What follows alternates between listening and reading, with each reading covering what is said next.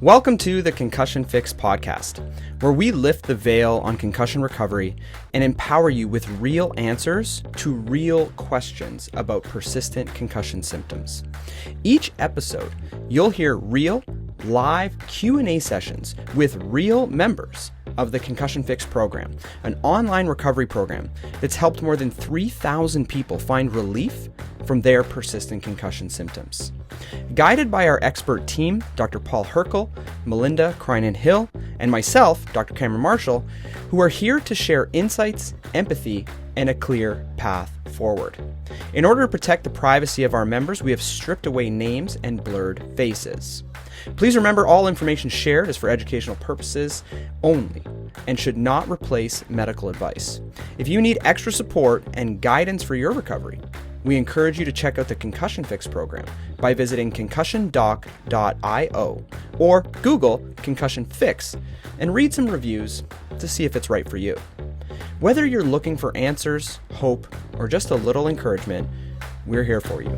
You're not alone. Recovery is possible, and it starts right here.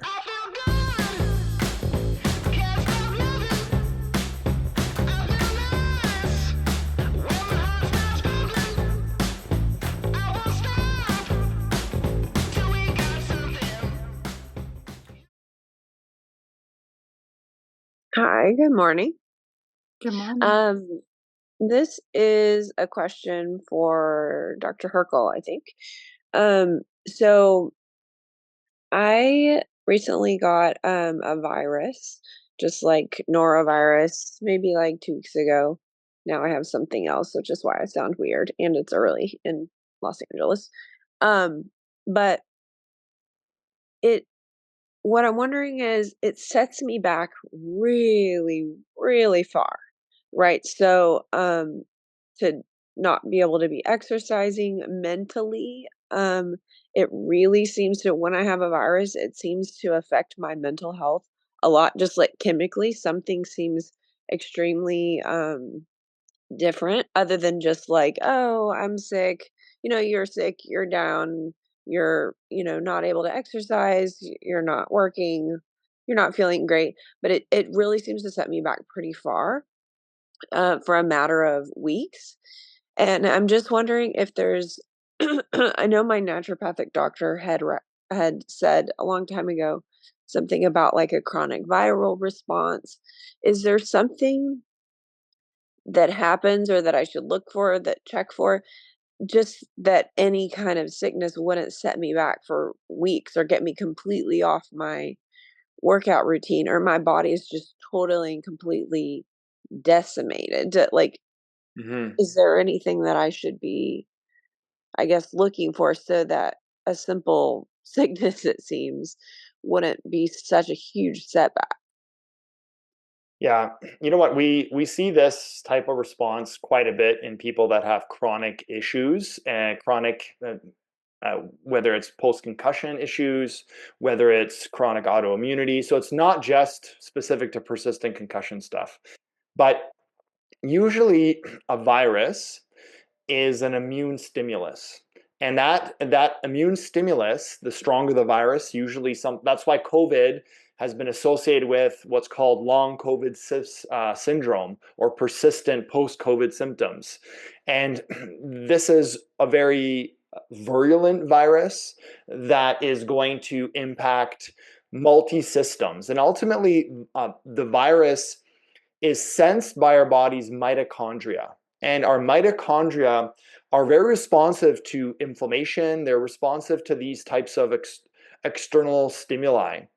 And then they get impacted. And that's why people get brain fog, they get fatigued, they get all these kind of, Yeah, mentally, I just felt yes, completely different. Yeah. exactly, suppressive symptoms. And that might translate into for you, mental symptoms such as poor cognition, poor mood, even things like depression, because we know depression is an inflammatory issue now.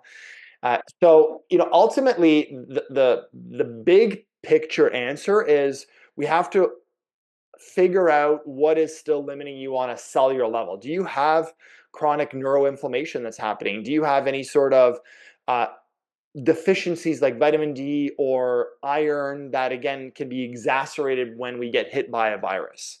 So if a person's very sensitive to virus, it's a key sign to me that their immune system and their mitochondrial system is still very sensitive. And that can re-trigger neuroinflammation. Okay, so how do you test for that or look for, or what do you look for? Like, what would I, other than like testing for vitamin D levels or Yeah. um, So I'm assuming you've checked all those basic things off in this conversation, obviously. I'm having it redone. I had it done at the beginning, but I'm having it all redone. I went through basically and took notes on your module about all the core nutrients and all the Right. everything, and just compared those notes with what she had ordered for my labs, because it's been a long time since they've been that comprehensive. So everything is being ordered based on just what you had said in those modules. Okay, good.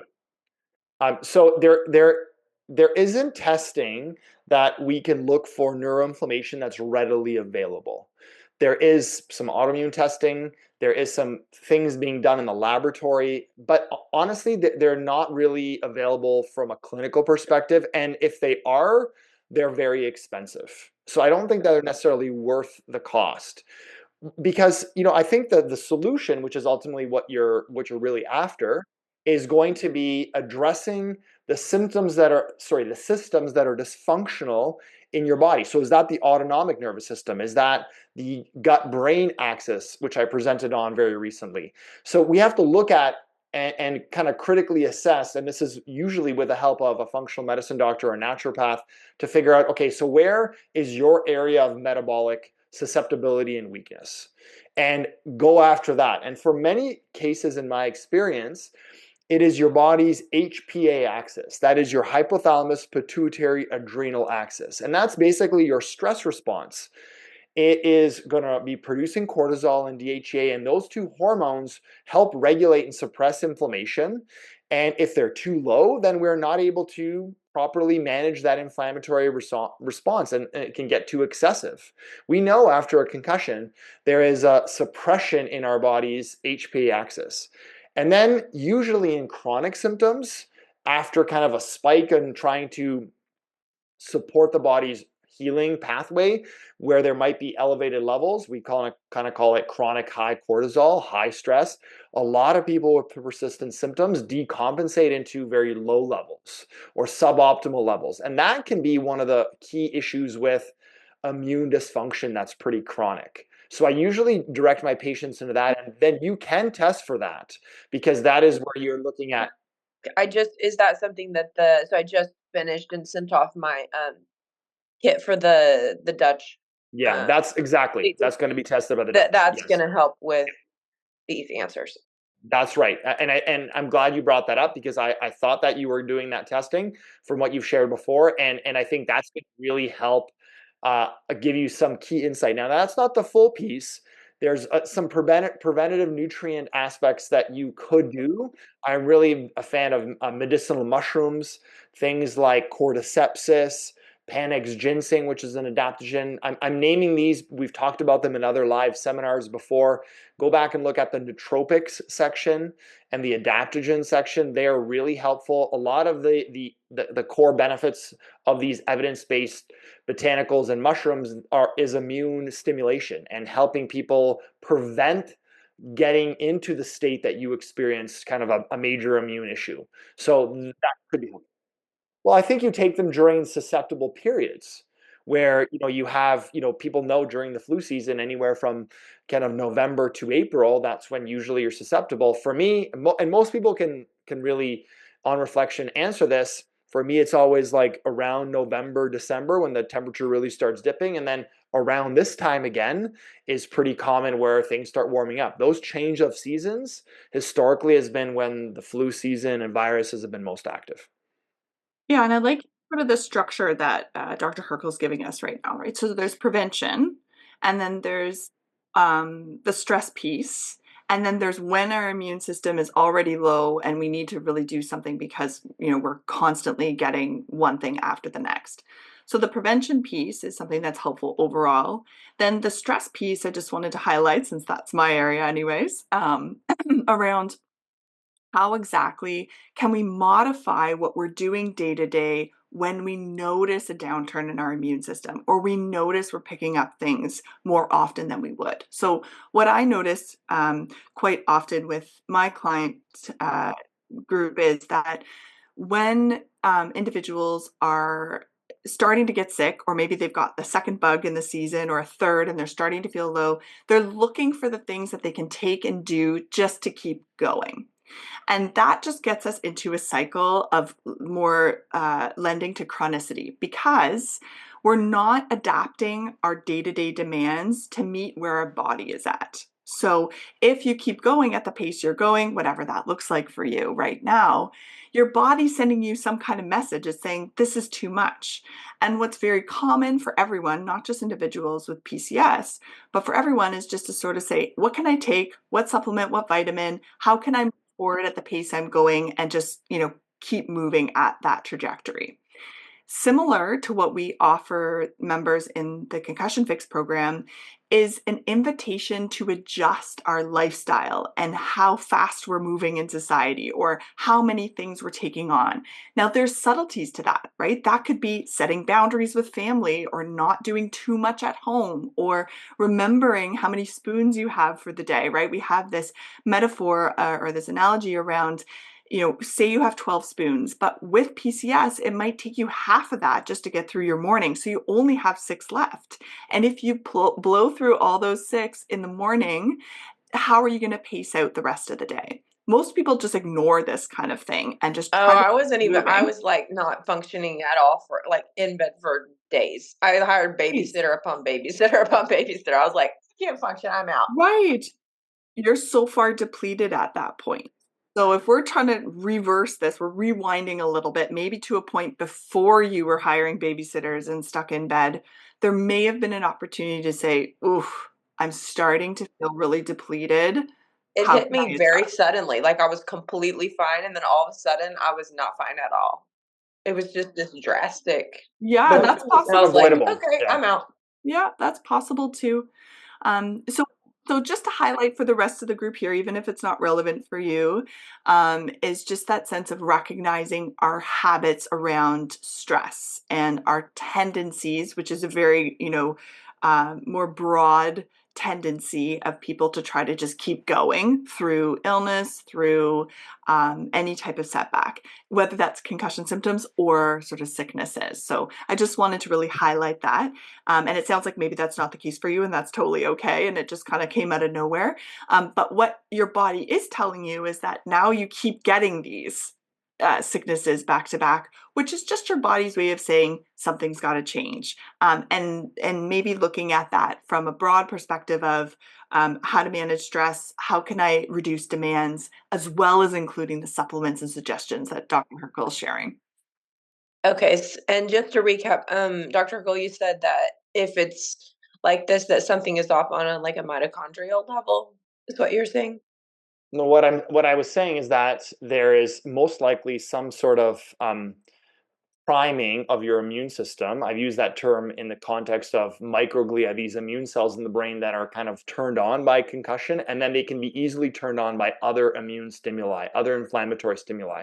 That could be gluten, that could be another food sensitivity, that could be a virus. So whenever I see that in patients, it tells me, okay, there's still some neuroinflammation here that is being actively turned on, and it's being turned on more than just a typical virus. Because everyone feels tired after they get the flu virus. But it sounds like to me, it's like more than just the typical tired. It's like the key is all my symptoms get flared up. If that's the key kind of takeaway, then that tells us that there's some priming going on. And that just means we still have to be working on that, all the things we talk about in the inflammatory realm.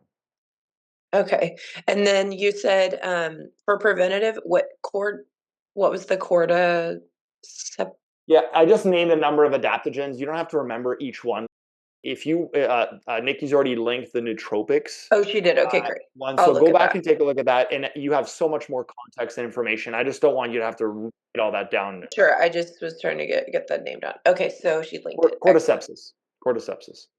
Okay, great. And then just one quick question, which would probably be more for Dr. Marshall, but maybe you guys would know the answer just because, you always hear him answer. So I recently started the neck manual therapy, and I have a lot of neck dysfunction. Um, it's extremely low, limited movement, etc.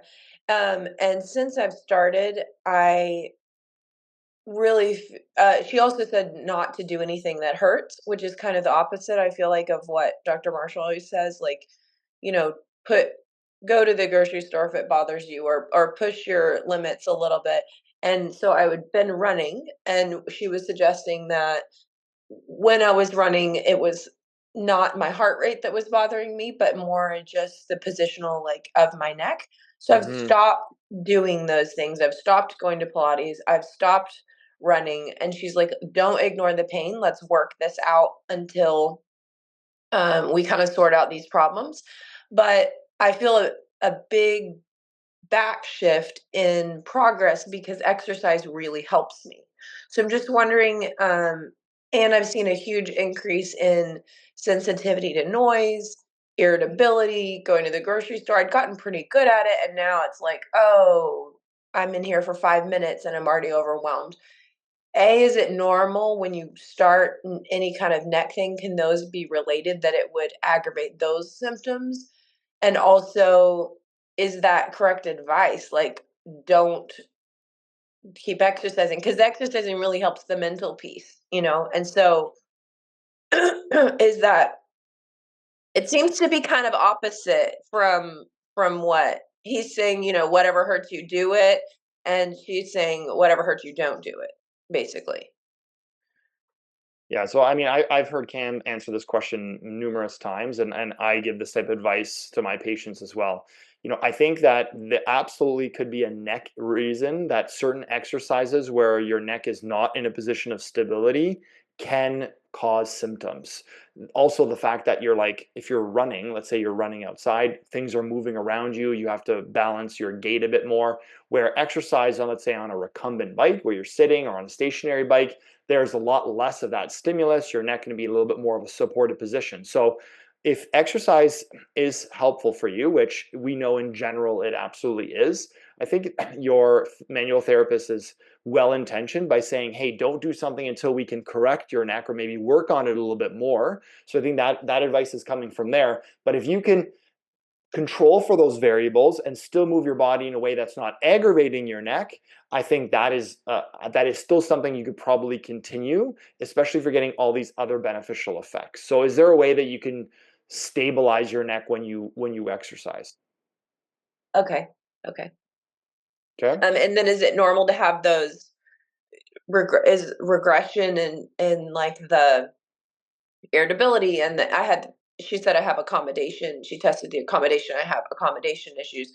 Is it normal when starting to work on the neck that I would have regression and being able to go to the grocery store and Temporary regression is possible. Yeah. When I say temporary, I mean, like, in the short term, like after a visit, you might feel worse for 24 hours. And then generally, if you're having sequential visits, and usually this requires, 2 visits a week or at least once a week, that on a whole, on a month, you're better off than day one on day 30. But if you're worse off on day 30, then that does call into question some issues. yeah, it's kind of more a little bit of that. I've only Yeah, so been I to mean, 3, but just bring that up, being like, ask them that, let them manage those things, because they might say, yeah, absolutely. But it is possible to get, you feel worse before you get better. But if you're on the right track, you're supposed to lean into the symptoms you have and push yourself to tolerance. But the net effect overall is that you are progressing over, let's say, a couple weeks to a month. okay. Okay. All right, great. Thank you. You're welcome. Hi, everyone. So I feel like I have more of the same question, but so Dr. Cam isn't around, right? Not Okay. today, unfortunately. Maybe I still think maybe you guys might have some insight to this. So it seems like my main issue is my neck, well, and my eyes. So I get eye pressure if I am on my computer longer, or when I hit the 50-minute point, that's when the eye pressure starts. In talking to my vision therapist, she's told me that, trying to bring up those notes quickly, she's told me that my eyes have, trouble focusing. They have trouble with stabilization, um, fixation instability, which is causing like fatigue in my eyes, um, mild isophora. Anyhow, so I'm working with the chiropractor who has really been wonderful. He worked out a lot of issues within like the greater or global um my body, like hip, shoulder, all this stuff.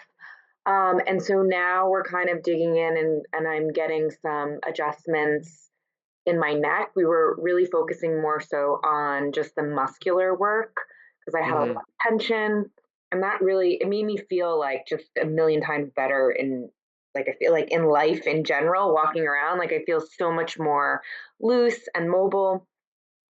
And now, you know, yesterday we went in, this will be the second time he's adjusting like C2 and C3 in my neck. Um, and what I told him was, last time when I connected with Dr. Cam, was like, let's really dig into the neck muscles and kind of recreate the eye pressure. And so he's like, okay, cool. He felt around. There was actually areas in my collarbone that created some eye pressure. And and then he touched around other areas in my neck. And I was like, well, no, I don't really feel it there. Da, da, da, da. That went on for a few minutes. I guess my question is, like, and I don't, I know that Dr. Cam wants the doctor to really, really dig in. Like, to a certain level, this doctor is willing to do that. And I've loved working with them.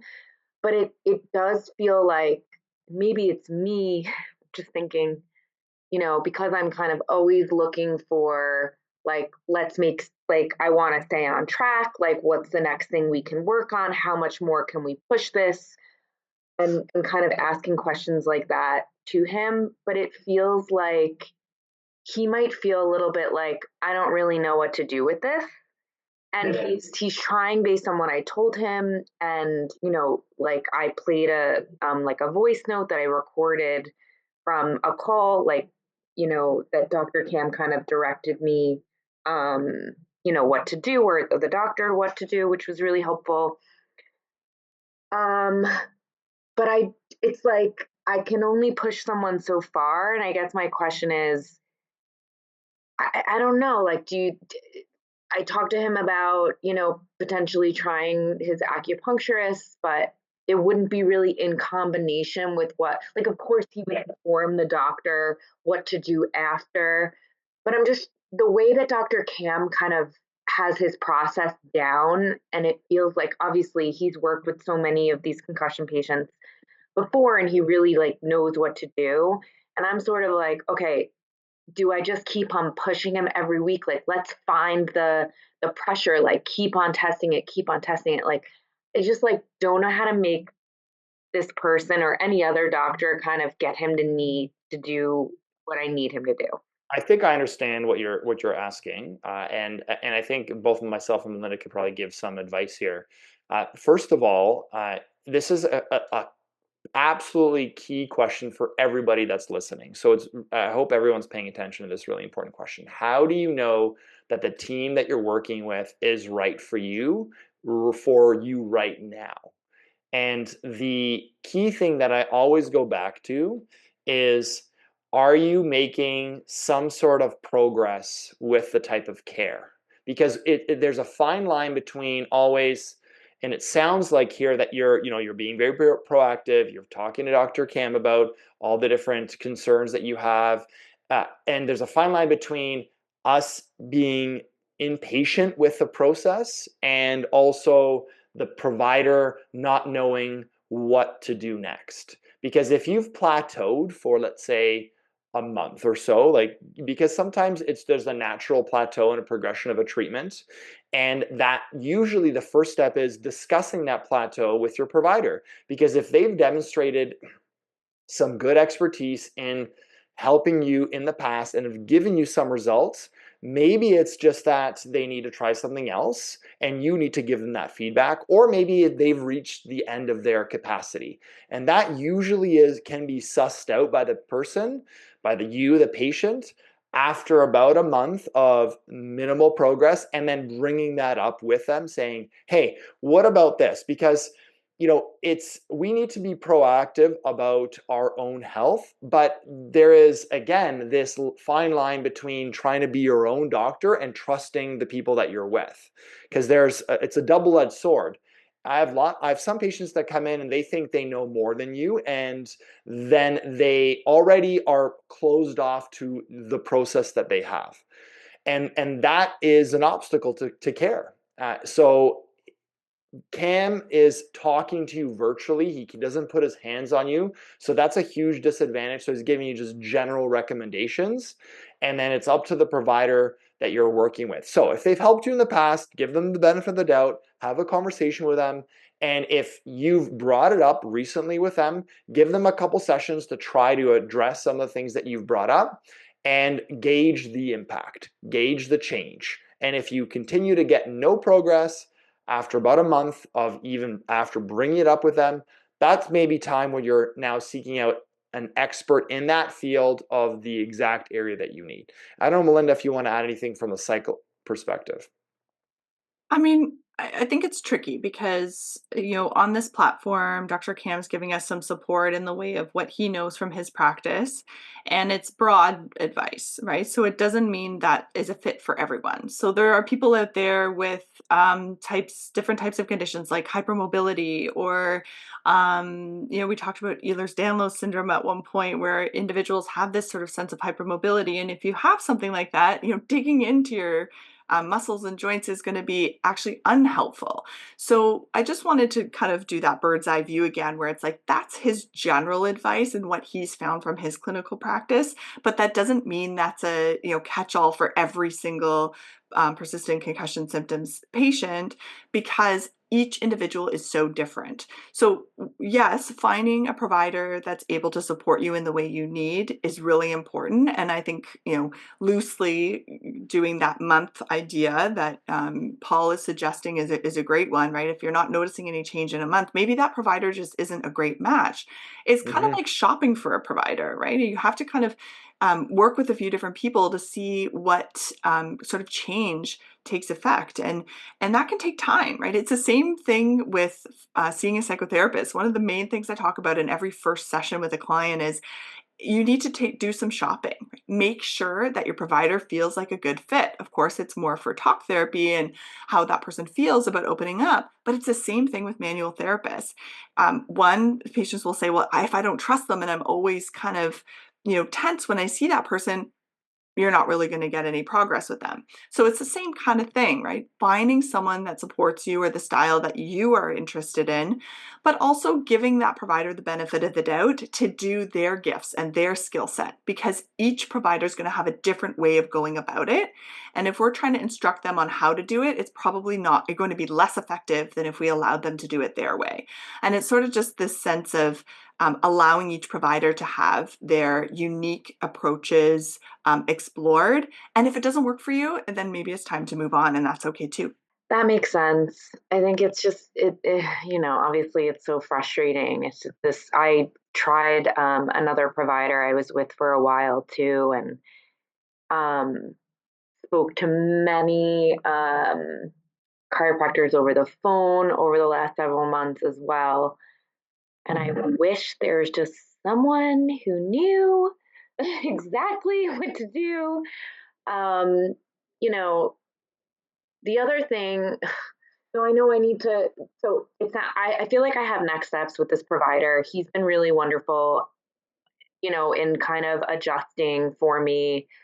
Maybe an acupuncturist will help as well. I do know I was really sensitive to some acupuncture sessions I did last year. But that was also when I was highly symptomatic. So I feel like I've calmed down my symptoms. So maybe that was it. I don't know if you have any feedback there. You can definitely improve in that front where you get less sensitive. It's not ideal that you're going to see an acupuncturist that is not also doing the manual care, because they may not actually be able to pinpoint the area that you're doing. Also, acupuncturists, just from a licensing perspective, generally are trained in what is traditional Asian acupuncture. And that is more meridians and moving chi and addressing a whole different way of thinking about dysfunction, where I think, the Western approach, which is what most physios and chiros do, because they can also get trained in acupuncture, they are now looking at where's the particular muscle trigger point that I can release with this needle, and that's the more kind of approach that Dr. Kan takes. So that's not to say that you wouldn't benefit from traditional Chinese acupuncture, but you definitely wouldn't get the same type of attention to your neck and the particular muscles of the neck that are dysfunctional. That is so helpful. Thank you so much. That's really helpful. I'll see if I can find someone who does both.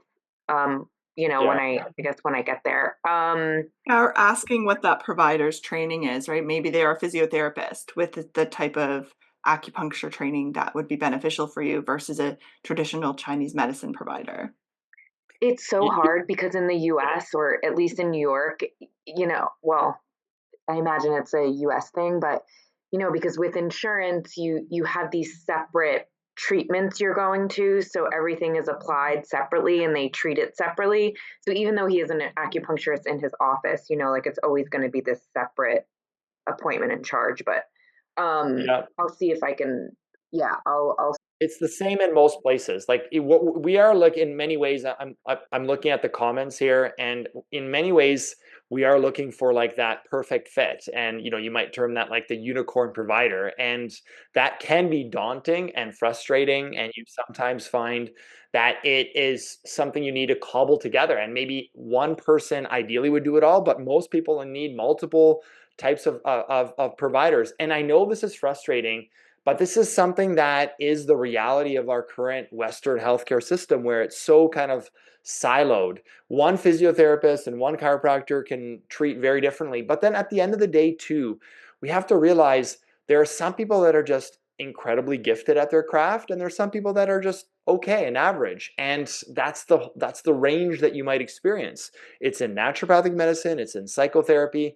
And then finally, I forgot to mention, sometimes it's just the right fit too, as Melinda mentioned. Some people just don't jive and don't have the rapport with other people. But it sounds like you have at least checked that box. You have a good rapport with this provider, and that I think is a really powerful therapeutic thing.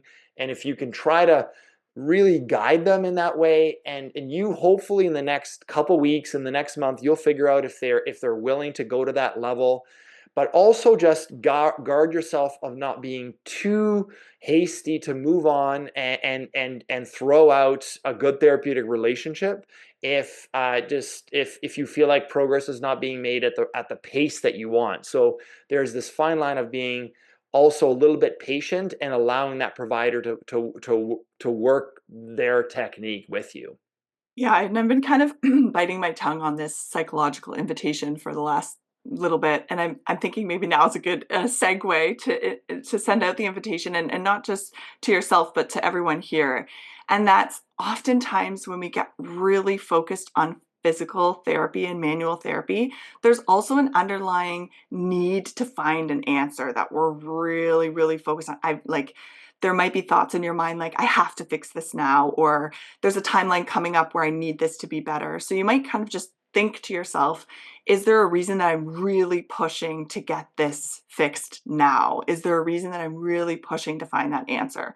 Of course, when you're living with PCS, there's suffering day to day, and it can be so challenging to sort of live with that and try to move on with a decent quality of life while you're managing all these uncomfortable symptoms. But one of the things we talk about in the recovery mindset over and over again is if we're rushing the why and we're trying to find the answer and we're really fixated on that, that actually adds to our suffering and can hold us back from finding some of the answers we're looking for. So it's almost like we're looking too hard and we're pushing too hard, and that can be a disadvantage as well. So a little food for thought, see if it fits or doesn't fit. But sometimes that can be a real hang up for people. And something I see really often in my practice is I'm just trying to get back to normal. I'm trying to get back to functioning, and I'm pushing really hard with all my providers and all the people I'm seeing, trying to get there. And when we push too hard, it's actually a disadvantage in our journey. So something to think about. Yes. Thank you. I appreciate that. That's, yeah, okay. I'm going to take that into account. The last little thing I have, if it's okay, in thinking about some of what you were mentioning, Dr. Hrkal, before, like related to hormones and maybe even adrenal issues. I don't even know if you mentioned that specifically. I'm wondering if I'm getting, so the eye pressure headaches are,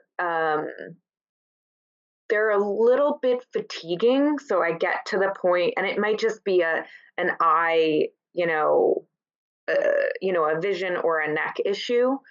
But so, being on the computer too long and too often throughout the day can be fatiguing, and it'll kind of give me some brain fog. Are there, I'm sure it's all system related, and there are many things that are happening with that, but I'm wondering, my naturopathic doctor at one point had mentioned methylene blue to me to, help with like building new mitochondria. I think that's the way you would say it. I'm not sure. Help with absorption, help with fatigue. Do you think, and I know you mentioned that's not something you necessarily recommend because there aren't enough studies around it yet. But is there something that you recommend in relation to this? And do you think it would help with the eye pressure? Outside of the eye pressure things, like I definitely think there's adrenal related things going on. I'm on some supplements that my naturopathic doctor recommended. But so the question is, is there some kind of supplement or something in general that you would recommend that could help this eye pressure fatigue? And then B, in general with fatigue, do you think something maybe different than methylene blue could help with fatigue or adrenal support? That might be too big of a question. I can answer this question quickly because we have to move on to the next one here. But I think in general, if you have eye fatigue, that generally is related to cognitive processing and some of the inputs that we've already talked about in relation to the neck. So in my experience, adrenal dysfunction or other hormonal issues are not really well connected to that particular symptom. Now, in general, to kind of segue into the mitochondrial conversation, the adrenal system affects the mitochondria very, very profoundly. And so, of course, optimizing that will help with general energy production and mitochondrial function. So it's absolutely going to be helpful. But do I think that taking methylene blue is going to help with the eye pain, eye pressure and eye fatigue? I don't think so. And that's, I think, probably the best way to kind of move forward with that. Yeah, and then also the piece on stress, right? Reflecting on stress in your life and what kind of pressure you're feeling right now. And I know there's always sort of this, energetic piece we think about too is eye pressure and sort of the pressure on yourself. And that's a conversation for another day. But just thinking about whether or not there's just a lot going on for you. And if slowing down a little bit and maybe pacing some of these treatments and some of these things might actually help reduce the tension in your body, which can help reduce the eye pressure. There's sort of that link too. Okay. Gotcha. Thank you so much. I really appreciate it. You're welcome. All right. Hi there. Hello. So I have a few quick questions. Most are for Dr. Hrkal, and then I have one extra one. Um, the first one is, are there any benefits to juicing? So Um, in general, yes, juicing is, I think, a good way of getting a high dose of nutrients dense foods in a kind of a quick, short way. It's absolutely, I think, very helpful to augment your diet. Now, I think where you might get into some trouble is that sometimes people look at juicing and they look things up online, and then they're going to go on these juice fasts and juice cleanses. And that is, I think, while maybe short term beneficial, I think the long term it could be detrimental because we still need to fuel our bodies with the right amount of good fats and proteins, especially when it comes for brain function. Many times, things like a juice cleanse or a juice fast will stress your body's adrenal systems and also your blood sugar management systems, especially if the autonomic nervous system and the HPA axis are not optimally functioning. So I think this is one big downside of going on something like a juice cleanse or fast. But I think in general, to augment your diet, maybe along with something like breakfast or along with something like lunch, you can have a fresh pressed vegetable juice. I think that's excellent. There's a lot of beneficial effects on blood flow and antioxidant status. But I'd be more cautious about going on something more hardcore and limiting where you're just doing juices as part of a cleanse.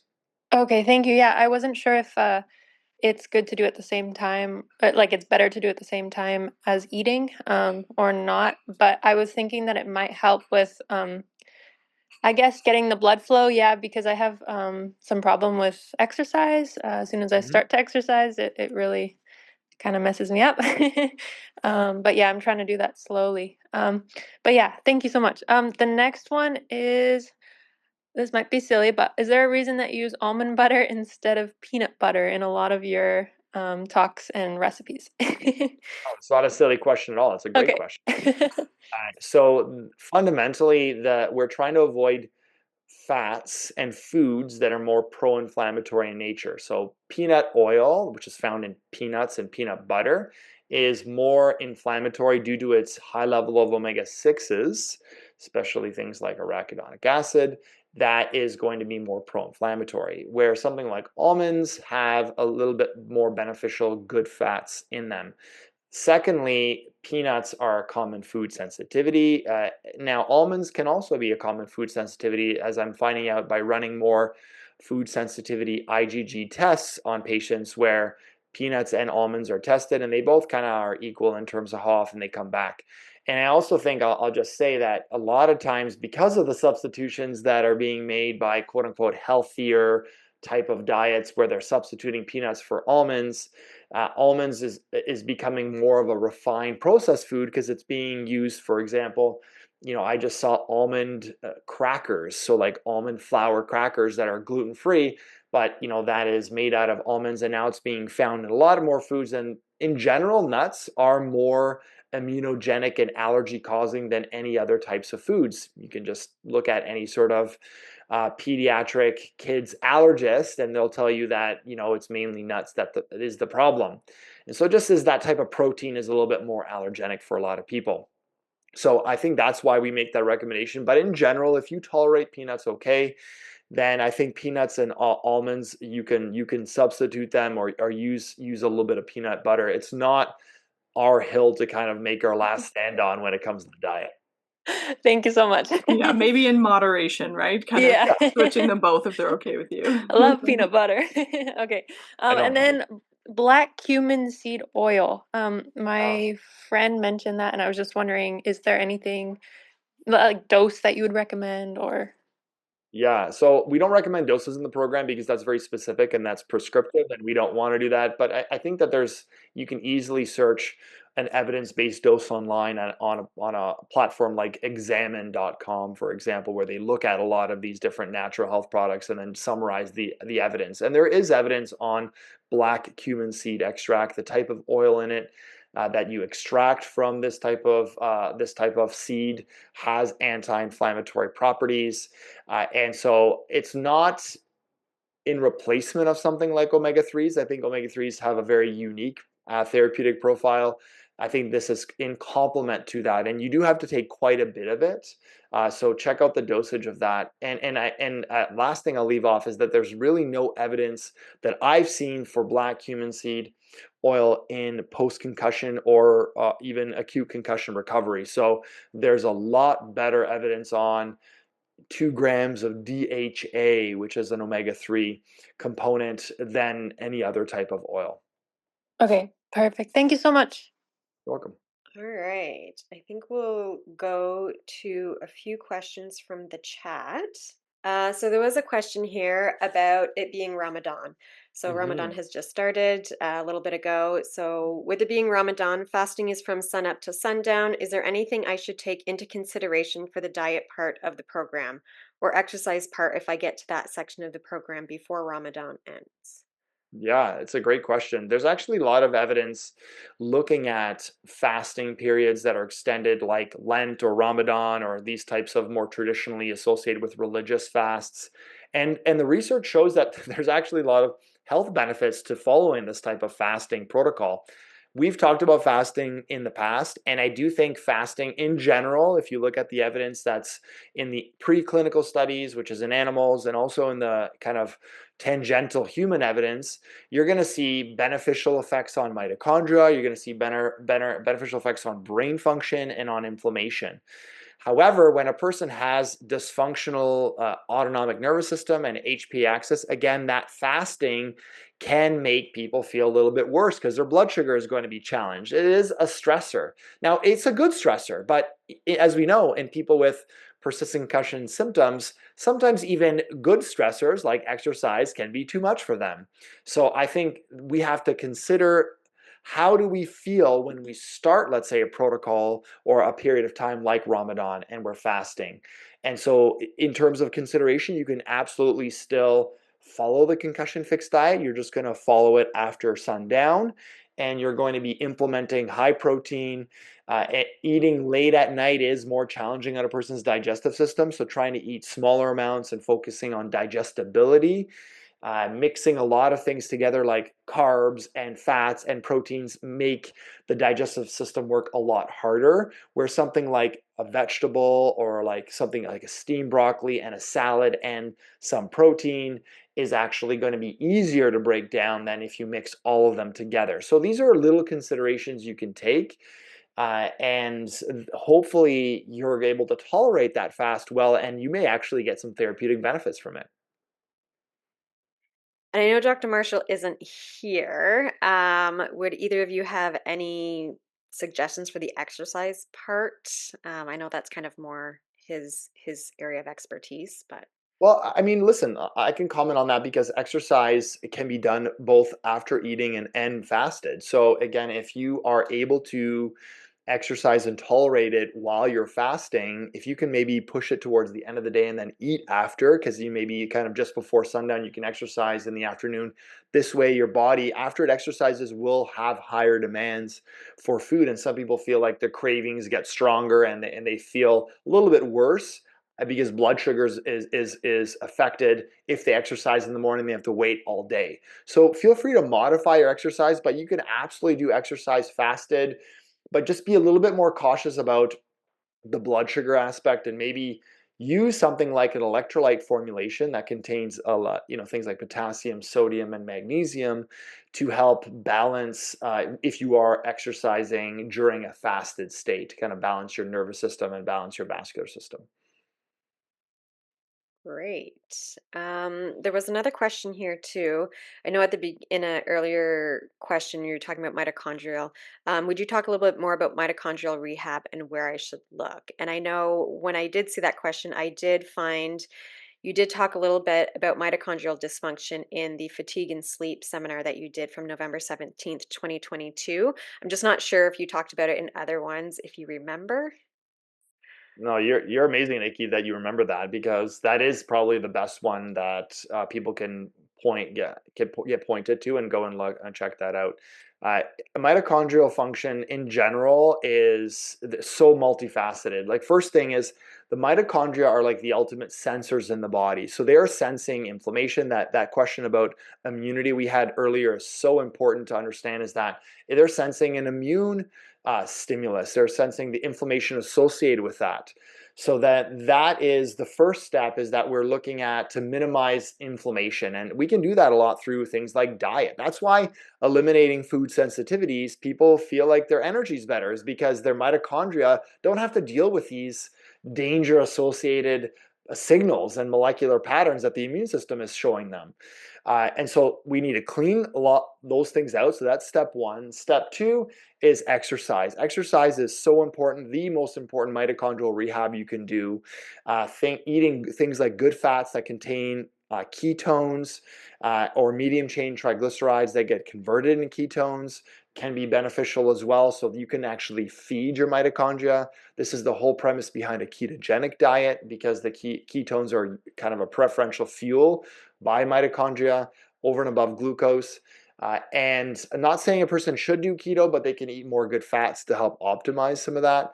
And then lastly, there are some nutrients like coenzyme Q10, for example, or B vitamins, and then some of the more active analogs like PQQ or NADH or NAD+. Maybe some of you that are into this mitochondrial anti-aging world have heard of some of those. There's lots of information online, but definitely talk to your naturopathic doctor about using those to stimulate extra mitochondrial function.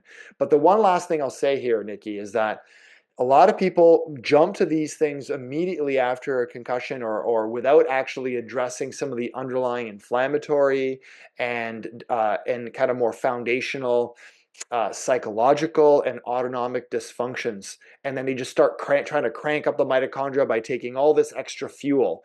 But that's like trying to rebuild your house while it's still burning. We need to quench all that inflammation. We need to put the foundations in place, get the building blocks right. Are there any deficiencies? For example, iron, thyroid, adrenals, these are things to consider. And then make sure all of Melinda's section's in place, because that is the key prerequisite to ultimately allow our mitochondria to function. And then you can fuel it properly by upping a lot of the factors I just mentioned from a nutrition supplementation perspective. Yeah, I'm so glad you mentioned that, Paul, because I was thinking the same thing. That's sort of the theme in today's live is supplementation and the things we can do to support the symptoms we have. And one of the key aspects of Concussion Fix is working to build those foundations and understand any dysfunction in the underlying system. So I just wanted to bring that point home too, because that's the whole magic of it all is, there actually are these underlying systems that we want to pay attention to without just jumping to supplementation or, manual therapies, without checking in on, what's happening in the whole body and the whole system. Great. There's another question here. I'm trying to go gluten-free, but I'm limited in the grains I can substitute, as I have kidney stones with high urine oxalate, and I'm trying to keep the oxalate levels down and my calcium up. I do have dairy for this. Grains like quinoa and buckwheat are high oxalate, and as are potatoes. I eat legumes, the low ox ones, and rice and corn are not too high. Wheat does have some oxalate, but not as much as some of the others. Any suggestions for low ox grain choices? Yeah, this is a question that I'd probably refer to some of the charts that you can look at for oxalate levels. So I'd be looking at, grains like teff or amaranth or buckwheat. These are gluten-free options. But then at the end of the day, grains in general will have a bit more oxalates than other types of, like you said, legumes and definitely proteins. But so going more paleo, which is kind of like a anti-inflammatory, autoimmune, no grain type of diet, where you're looking at eating protein and different types of vegetables that are low oxalate. That's probably going to be your safest option if oxalates are the big issue here for you. And then obviously look up those lists and then just consume the lowest oxalate ones. Off the top of my head, I don't have that list handy for you for those low ox gluten-free grains. And another one here, can concussion trigger AFib? I got a notification on my phone a week ago re an episode that I had while sleeping. I'm 7 months out of my last concussion and I have never had an AFib notification in the past or in the last week since that one that I got. I have a Fitbit and I'm thinking it may have just been artifact, although they claim that they are pretty accurate. I mean, there's a lot of different things that can cause AFib. There is definitely a connection with the vagus nerve after a concussion. So is this something that's happened recently? 7 months is not that recent from the most recent concussion. All of a sudden you're getting an AFib notification now. That doesn't seem like it's really connected to me. Usually the impact would be pretty soon after or within the first kind of month, because that's where most of the nervous system decompensation happens. So I'd be looking at other possible reasons: sleep deprivation, alcohol consumption, stress levels, electrolyte imbalances, dehydration. All these things are more common everyday causes of AFib, or just an artifact, which could just be totally fluke. Yeah, sometimes it's hard with the Fitbits to understand what's happened, and if you're concerned about it, absolutely check in with your family physician or medical provider just to double check. Great. Maybe just one more here, a quick one of I'd love your views on bee pollen and phytoplankton to increase health. Muscle testing, yes, for overall health. Oh, this live is all about the little specifics I and know, just a supplements little. today, Paul. We're testing you.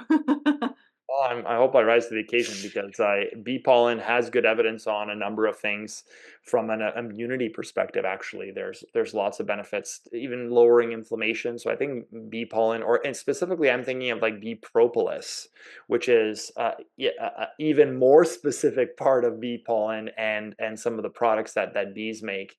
Uh, these particular nutrients, bee pollen and phytoplankton, they're very rich in trace minerals. They're very rich in many different antioxidant factors.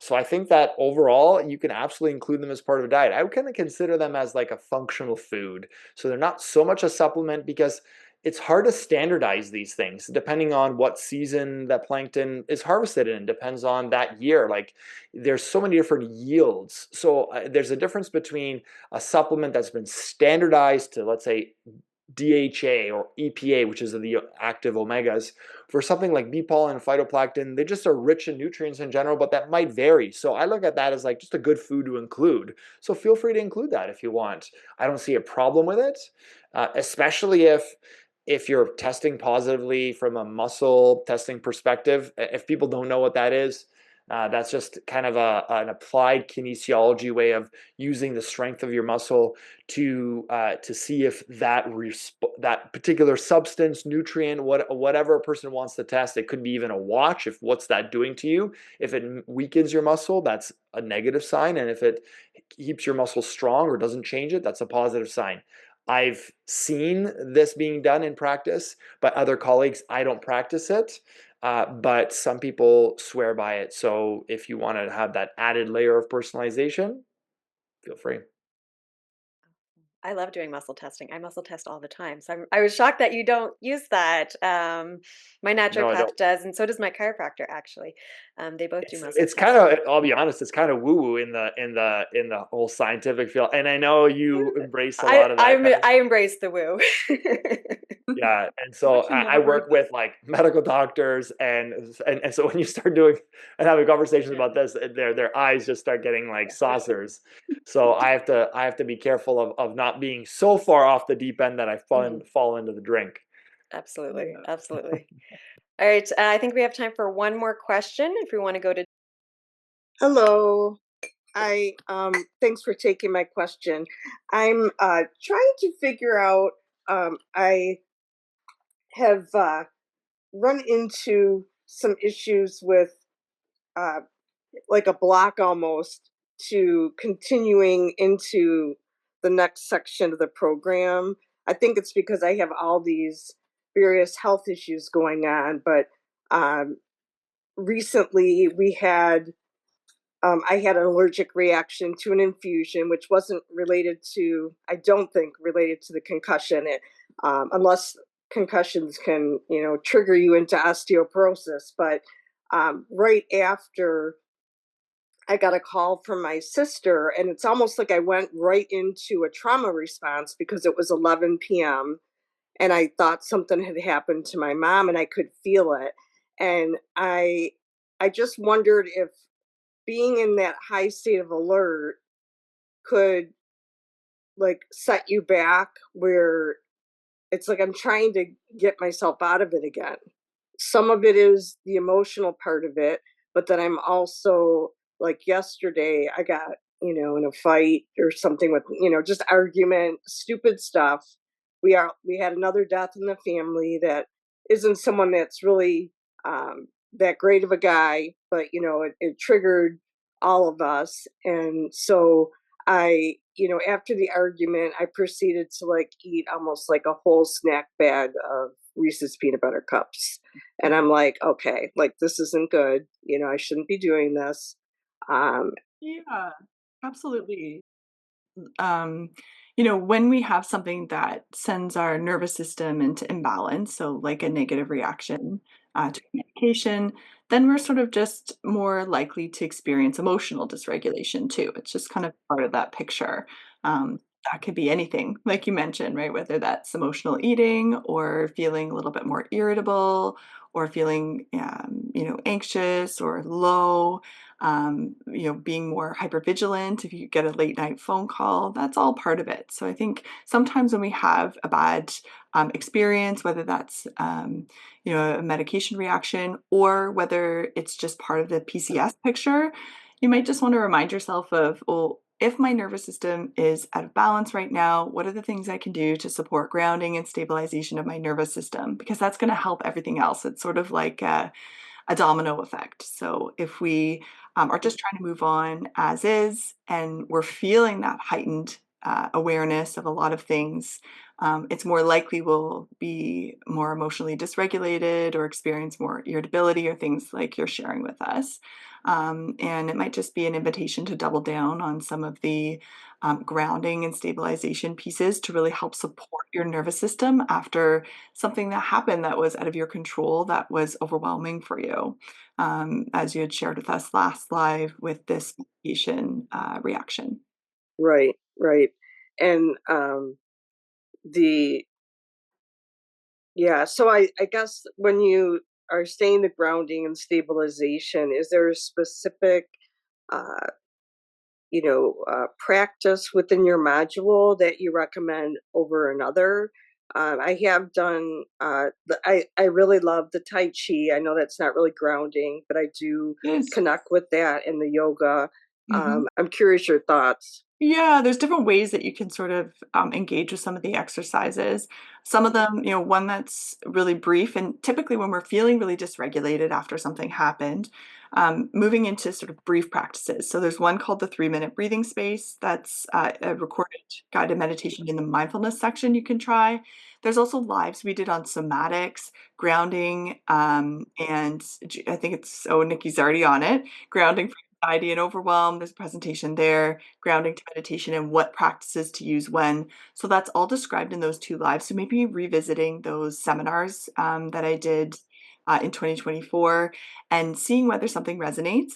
But generally speaking, starting with brief practices that you do consistently throughout the day versus longer practices. So if 5 minutes feels too long, stick with brief practices.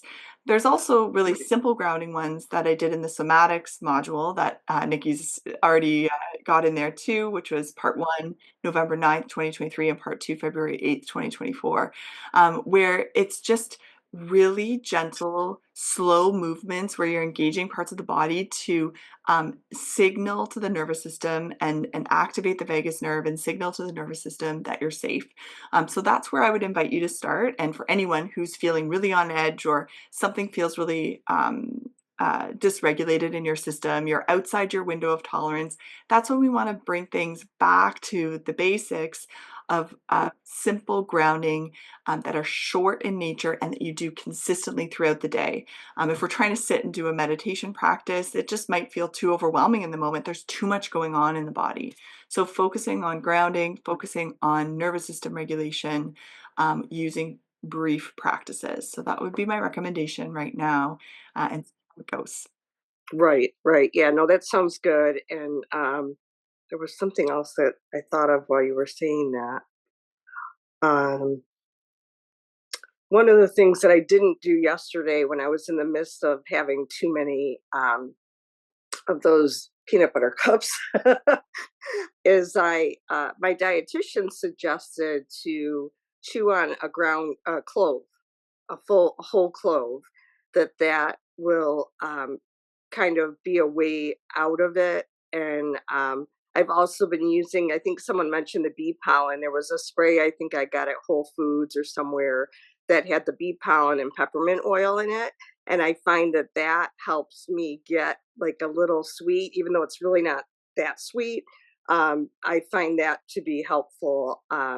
So I do know that if um, it's like you get into that exhausted state, so it's you don't really want to cook, and really with all of my issues with food and the sensitivities I got after some other things happened, I do find that you know just trying to do simple things like that help a lot. So I'm just trying to get over that hump so that I can start up again and get back to where I need to be.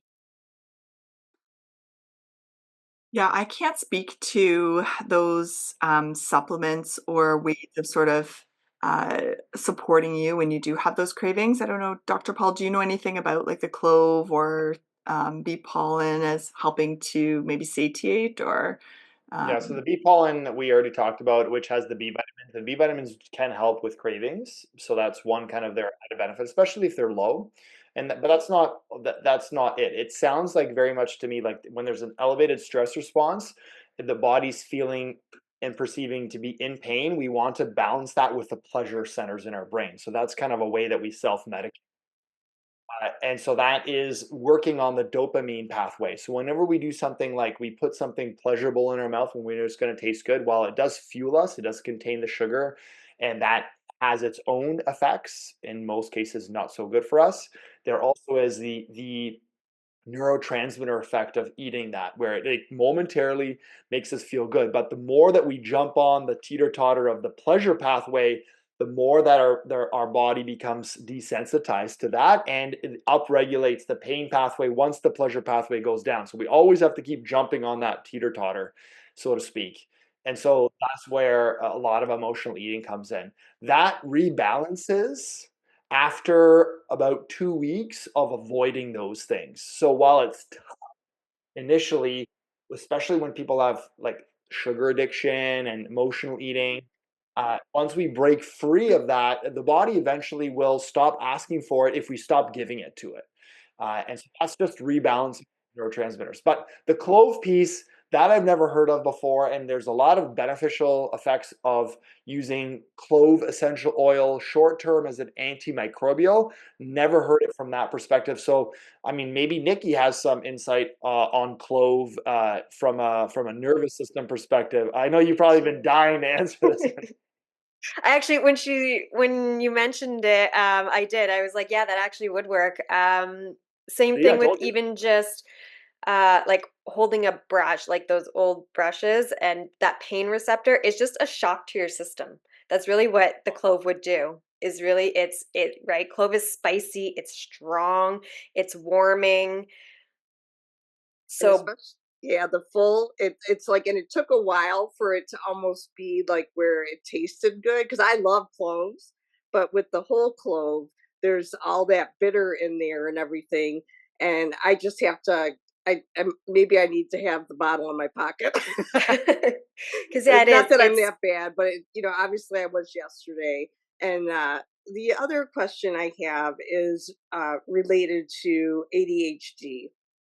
So my psychiatrist has told me that he thinks that I have like the the PTS or PCS, whatever you call it, has induced like an ADHD in adulthood for me. So he has me on modafinil, and for a lot of different reasons, I would just prefer to get off of it. He's looking into whether, I could take something else.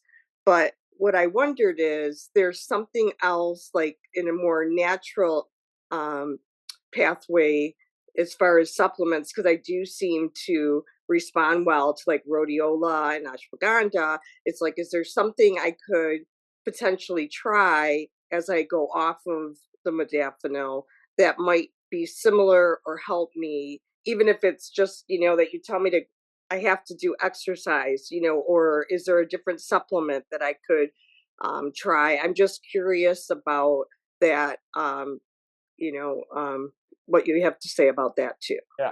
I mean, I can't give you a specific prescription here, but I can give you general kind of direction here because there is some evidence on, as you mentioned, rhodiola. There's also some evidence on an amino acid called L-theanine, which we talk about extensively in the course from kind of a calming, anti-anxiety, and sleep supportive perspective. That's L-theanine.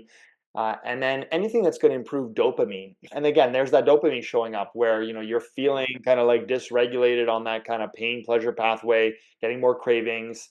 Well, anything we can do to support dopamine. And there's an amino acid called L-tyrosine. But honestly, whenever we're starting to tinker with neurochemistry, my strong recommendation is you got to work with a naturopath on this front because there's so many things that you need to put those guardrails in place. So many things that you can actually take, which may not be, well, good on paper, may not be good for you particularly. I'm just giving you kind of like my top 3 that I think has some evidence on supporting dopamine function. But I really strongly recommend you work with someone to address that because it's a symphony of neurochemistry in your brain. It's not just, hey, I just got to pump myself full of dopamine and that's the solution. That's not going to work out well for most of the patients that I've seen. And you really need a broad spectrum approach. And ultimately, and I know Melinda's nodding to this, she knows what I'm going to say here. This is still a band-aid solution. We still have to work on balancing that neurochemistry the old-fashioned way and self-regulate. That's one thing I think I've really learned from Melinda is that while we can use tools to induce some of that neurofeedback, biofeedback, and ultimately we want to do it ourselves though. And this is still, I like the word supplement because it actually describes it. It's meant to supplement us in our lifestyle. So you mentioned exercise, really good evidence on exercise and ADHD. So I don't know if you want to comment on that, Melinda, but I think hopefully that gives you some direction here. Yeah, absolutely. I feel like that's just the theme of today is just remembering that even though there's all of these supplements and supports out there to help with the symptoms, we want to always come back to the foundation and reminding ourselves of how to build that strong foundation, whether that is with some of the psychological reflections, or whether that's through reminding yourself about regulating your nervous system. These are usually common threads for individuals with PCS because concussion is dysregulating for our nervous system. And specifically for persistent concussion symptoms, it's almost certain that we have some kind of nervous system dysregulation or underlying dysfunction in those 5 systems we talk about. So not forgetting that foundational component when turning to supplements and things that can help, but remembering that they are supplemental, just as Paul said. Right, right. Yeah, no, and I agree. I mean, I've been working on upping my exercise. The one thing that I haven't really delved into that I need to is to get where I'm doing, like, even if it's just 5 minutes on my elliptical machine a few times a day, and then upping it from there. It's just, maybe that would help me in the morning, and then, in the mid afternoon when I start to get that dip, and then obviously eating better.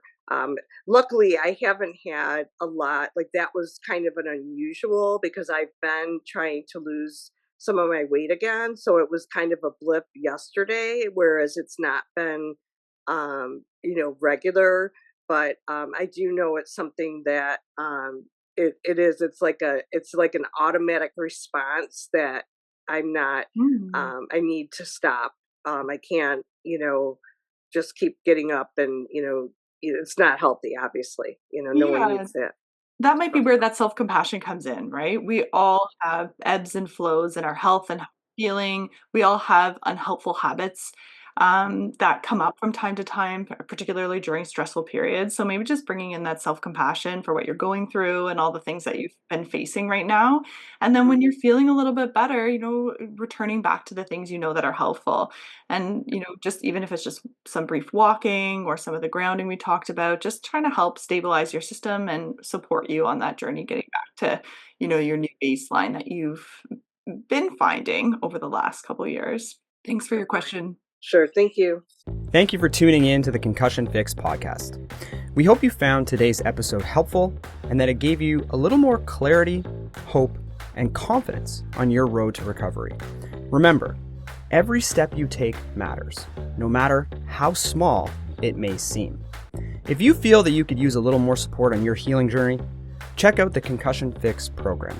Just visit concussiondoc.io or simply type Concussion Fix into Google and read some of the reviews from people who've already walked this path. With over 3,000 success stories and an average symptom reduction of nearly 50% in just the first few weeks, it might just be the help you need to break through. Thank you again for listening. If you found value in this episode, please share it with someone you think could benefit, and don't forget to subscribe so you never miss a session.